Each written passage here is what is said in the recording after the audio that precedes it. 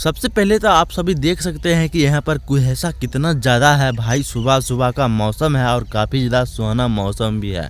तो चलिए इस बात को साइड में रखते हैं। इससे पहले आप सभी को बता दूं कि रोशन रोही का एक गाना आ चुका है जो कि माघी स्टार है रोशन रोही।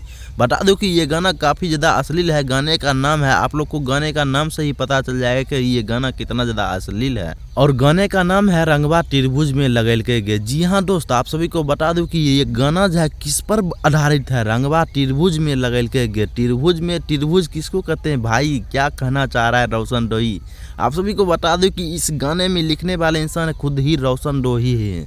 अब आप लोग सोच सकते हैं कि रोशन रोही कितना ज़्यादा अश्लील आदमी है जो कि कहीं कहीं इतना ज़्यादा गंदा गाना लिखते हैं होली वाला। जी हाँ दोस्त, लेकिन गाना काफ़ी ज़्यादा अश्लील है। और एक पत्नी जो है बोलती है अपना सखी से, सहेली से कि रंगवा जो है लगाया है साया के त्रिभुज में। जी हाँ दोस्त, अपने सखी से, वो भी रोशन रोही के लिए। ऐसा कुछ मैटर है। अगर आप लोग इस गाने को नहीं सुने हैं तो रोशन रोही इंटरटेनमेंट चैनल पर जाइए, इस गाने को ढेर सारा प्यार दीजिए और होली का काफ़ी भयंकर तरीके से एंजॉय करिए।